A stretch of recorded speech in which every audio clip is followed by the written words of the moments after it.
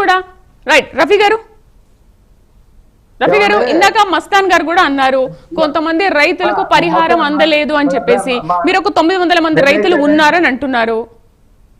Okay, ఇప్పుడు పాదయాత్ర వెంకటేశ్వర రెడ్డి గారు కూడా అదే లేవనెత్తారు కదా, రైతుల విషయంలో మోసం చేశారు అని చెప్పేసి. మరి ఆ మోసం చేయకుండా ఏ విధంగా కాపాడుతున్నారు వాళ్ళు?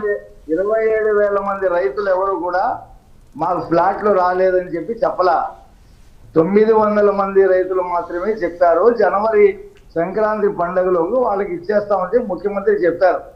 అది కాకుండా ముఖ్యమంత్రి నేను ఏం చెప్పారంటే, ఇప్పుడు వచ్చే పార్లమెంట్ సమావేశాల్లో రాజ్యాంగ సవరణ ద్వారా ఏదైతే విభజన చట్టంలో తెలంగాణకి హైదరాబాద్ రాజధాని ఎలాగో ఆంధ్రప్రదేశ్కి అమరావతి రాజధానిగా దాన్ని సవరణ చేస్తూ చట్టం తీసుకురాబోతా ఉన్నారు. అటార్నీ జనరల్ తయారు చేశారు నోటు.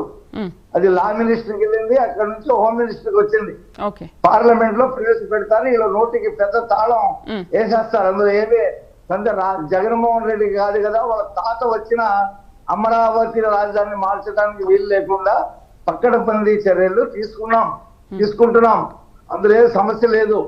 మొన్న సింగపూర్ వెళ్ళినప్పుడు కూడా ఉత్తరాలు రాశారు, దొంగ ఉత్తరాలు రాశారు. మీరు వీళ్ళని నమ్మి పెట్టుబడి పెట్టొద్దని ప్రపంచ బ్యాంకుకి రాశారు. వాళ్ళు మళ్ళీ వచ్చి రైతులతో మాట్లాడారు. మొత్తం క్లారిఫికేషన్ అయిన తర్వాతే అనేక బ్యాంకులు దాదాపు 60,000 కోట్ల రూపాయల నిధులు అమరావతికి ఇచ్చారు. అక్కడ అమరావతిలో పనులు శరవేగంగా జరుగుతున్నాయి, మామూలుగా కాదు. ఐకానిక్ బిల్డింగ్లు 3 కూడా ఎంతెంత ఎత్తుకు లేసినాయో దాదాపు 27 చివరికెల్లా ఐకానిక్ బిల్డింగ్ల నిర్మాణం పూర్తయిపోతుంది. 28లో మొత్తం రాజధాని ఒక రూప్ వస్తుంది. అంతేకాకుండా ఈ రాజధానిలో ఎకనామిక్ యాక్టివిటీ 15 బ్యాంకులతో కాకుండా అనేక బీమా సంస్థలు అక్కడ స్థలాలు తీసుకున్నాయి. వాళ్ళ హెడ్ క్వార్టర్స్ కట్టబోతా ఉన్నాయి. ఇప్పుడు హైదరాబాద్ లో ఏ రకంగా అయితే అన్ని బ్యాంకులకి అన్ని సంస్థలకి హెడ్ క్వార్టర్స్ ఉంటాయో, కేంద్ర ప్రభుత్వ సంస్థలు 47 సంస్థలకి అమరావతిలో స్థలాలు ఆల్రెడీ ఎలాట్ చేసి ఉన్నాయి. అక్కడ కూడా ఆ హెడ్ క్వార్టర్స్ నిర్మాణం జరుగుతుంది. డిఫెన్స్ కి సంబంధించినటువంటి యాక్టివిటీ కూడా అక్కడ ఉంటుంది అమరావతిలో. రైట్. రఫీ గారు టైం చాలా తక్కువగా ఉంది, ఒకసారి విశ్లేషకుల మాట విందాం. రిటైర్డ్ పీపుల్స్ కి హ్యాపీగా గ్రీన్ సిటీలో నివాసం ఉండటానికి సరిపడా బిల్డింగ్స్ కూడా కట్టబోతా ఉన్నాం. ఇది స్టేట్ రాష్ట్ర గృహ నిర్మాణ సంస్థ ద్వారా. అందులో రఫీ గారు వాళ్ళకి ఇల్లు ఇవ్వడం జరుగుతుంది హౌసింగ్ బోర్డు ద్వారా. కాబట్టి రఫీ గారు టైం లేదు. మస్తాన్ గారు, సరే మస్తాన్ గారు, కూటమి నేతలు చెబుతున్నట్టుగా ఈ టైం లైన్ అనేది ఈ లోపు కంప్లీట్ అవుతుంది అనేమైనా మీరు చెప్పగలరా? మీ విశ్లేషణ ఏంటి దీనిపైన? ఖచ్చితంగా ఏదైతే ప్రధానమంత్రి గారు కానీ 2015లో ప్రారంభమైన పనులు కానీ టైం బీయింగ్ అంత ఈజీ కాదండి. ఎందుకంటే వర్షాలు వస్తాయి, ఎవ్రీ ఇయర్ ఎన్ని ఉంటాయి. ఇప్పుడు నేను ఒక చిన్న ఎగ్జాంపుల్ చెప్తాను. ఇందాక వెంకటేశ్వర రెడ్డి గారు చెప్తా ఉన్నారు పూర్తి చేశారా పోలవరం పూర్తి చేసేసారని 3 డేట్లు ఇచ్చారు జగన్మోహన్ రెడ్డి గారు అసెంబ్లీలో అఫీషియల్ గా. అంటే పోలవరం అయిపోయింది, పలానా డేట్ నీళ్ళు ఇస్తామని. ఎందుకు కుదరదు? అది కుదరదు. ఎందుకంటే వరదలు వస్తాయి, వర్షాలు వస్తాయి, ఇవన్నీ ఉంటాయి. ఇవన్నీ కూడా పరిశీలించాలి. ఇప్పుడు జగన్మోహన్ రెడ్డి గారు ఆయన మోసం చేయడానికి చెప్పారంటారా? ఆ ఇంజనీర్కి చెప్పారు ఆ డేట్కి ఇస్తామని, ఆయన కూడా చెప్తారు. ఇప్పుడు చంద్రబాబు నాయుడు గారు కూడా అంతే చెప్తారు కదా. ఏదో అది కళలలాగా ఇట్లాగా ఏదో మంత్రదనం తీసుకొస్తే బిల్డింగ్లు రావు కదా.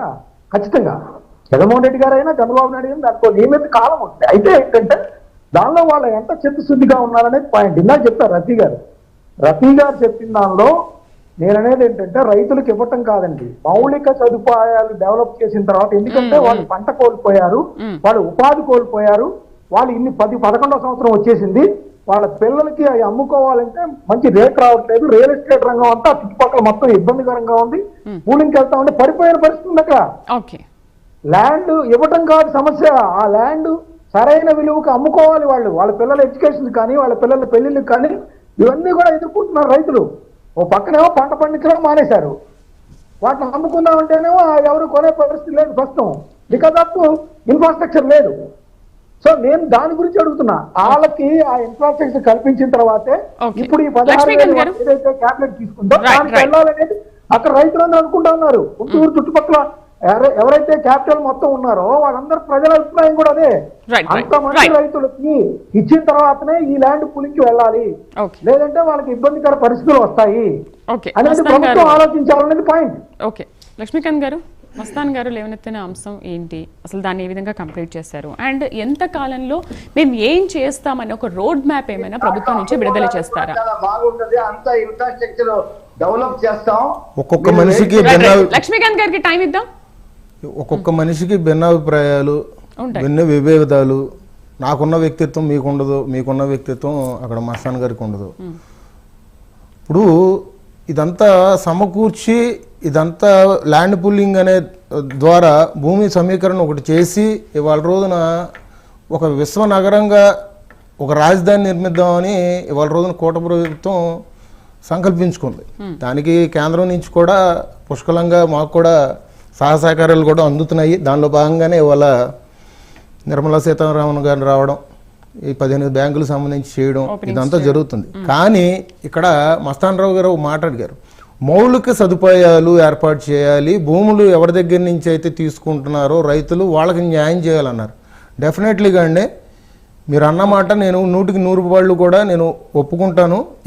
ఈ విషయంలో వాళ్ళకి న్యాయం జరిగిన తర్వాతే మేము ప్రత్యేకంగా ఇక్కడ విడతల వారీగా భూమిని మేము తీసుకొని టెండర్ల ప్రక్రియ పిలిచి మేము పనులు మొదలు పెడతాం జరుగుతుంది. అంతేగాని వాళ్ళ దగ్గర ఫస్టే మేము భూములు తీసేసుకొని వాళ్ళ దగ్గర నుంచి మేము ఏదో అంటే బెదిరించో లేదంటే వైఎస్ఆర్సీపీ వాళ్ళలాగా కాదు కాదు. మీ వాయిస్ అంటే అర్థం కావట్లే. 11 years అయిపోయింది సార్, వాళ్ళు ఇబ్బంది పడుతున్నారు రైతులు అనేది అంటున్నా నేను. అదే సార్, నేను దాని గురించి అంటున్నా. ఇక్కడ ఎవరు మనసుల్ని నొప్పించో, ఇక్కడ ఎవరినో ఇబ్బంది పెట్టో కూటమి ప్రభుత్వం అయితే లేదండి. ఎందుకంటే మస్తాన్ ఆయన పేరేంటి, రఫీ గారు, ఒక్క నిమిషం అండి. ఇక్కడ ఎవరు మనసులు నొప్పించో, ఎందుకంటే రైతుల ప్రాణాలకు సంబంధించి ఎంతో మంది వేల కుటుంబాలకు సంబంధించి ఎన్నో గ్రామాలకు సంబంధించిన విషయం ఇది. దానికి తోడేంటంటే రాష్ట్ర రాజధానికి సంబంధించింది. ఇక్కడ ఎవరిని ఇబ్బంది పెట్టేది లేదు. ఇప్పుడు కూడా ఏంటంటే ఇటు పక్కన పనులు నడుస్తున్నా కానీ కొంతమంది చర్చలు కూడా నడుస్తున్నాయి రైతులతో. ఇది పూర్తిగా ఏంటంటే కూటమి ప్రభుత్వం పూర్తి బాధ్యత తీసుకొని అందరినీ ఒక తాటి మీదకి తీసుకొచ్చి ఒక రాజధాని నిర్మించాలన్న ఉద్దేశం మీద సంకల్పించుకొని కూర్చున్నాం. ఇది కూడా ఏంటంటే దానికి తగ్గట్టుగా కూడా అక్కడ రైతులు కూడా మద్దతు తెలుపుతున్నారు. కొంతమంది రైతులు అంటే 100కి ఒక 80% మంది రైతులు మద్దతు తెలుపుతుంటే ఒక 20% మంది మీరు అన్నదాని ప్రకారంగా కొంచెం విభేదిస్తున్నారు. వాళ్ళతో కూడా చర్చలు నడుస్తాయి. రానున్న రోజుల్లో త్వరతగతిన ఇది పూర్తి చేసి ఒక మంచి రాజధాని ఏర్పాటు చేసుకోవాలి. రానున్న రోజుల్లో ఇంకొక 15 సంవత్సరాలు ఈ కూటమి ప్రభుత్వం ఉండబోతుంది. రానున్న రోజుల్లో అంటే రేపు 2029 కూడా ఈ కన్స్ట్రక్షన్స్ అన్ని ఏర్పాటు చేసి ఒక హై రేంజ్ అపార్ట్మెంట్స్ లాంటివి కొన్ని కన్స్ట్రక్షన్లు చూసుకొని ఒక రైల్వే లైన్ లాంటిది ఏర్పాటు చేసుకొని ఒక విజయవాడ, అమరావతి, గుంటూరు ఈ ఏరియాస్ కూడా మొత్తం అంతా సరౌండింగ్ చేసుకొని ఒక ఔటర్ రింగ్ రోడ్ లాగా ఏర్పాటు చేసుకొని ఒక విశ్వ నగరంగా లేదంటే ఒక మంచి రాజధానిగా ఏర్పాటు చేసుకుందాం అనే కోరికతోనే మేము ముందుకు వెళ్తున్నాం సార్. రైట్ అండి, డిబేట్ లో పార్టిసిపేట్ చేసినందుకు విఎస్ లక్ష్మీకాంత్ గారికి, పాదయాత్ర వెంకటేశ్వర రెడ్డి గారికి, సయ్యద్ రఫీ గారికి, మస్తాన్ రావు గారికి